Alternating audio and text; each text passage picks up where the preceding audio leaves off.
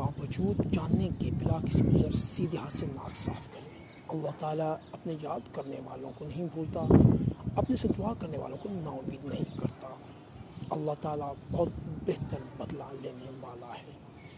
میرے نزدیک کسی کی جائز حاجت پوری کرنا 1 مہینہ کا اعتکاف سے بہتر ہے، اس لیے آپ حاجت مندوں کی ضرورت پوری کرنے کو نفل عبادت سے بہتر سمجھتے تھے۔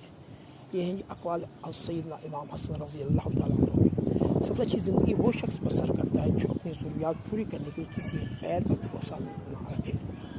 ضرورت کا پیدا نہ ہونا اس سے کہیں بہتر ہے کسی نااہل کی طرف رجوع کیا جائے۔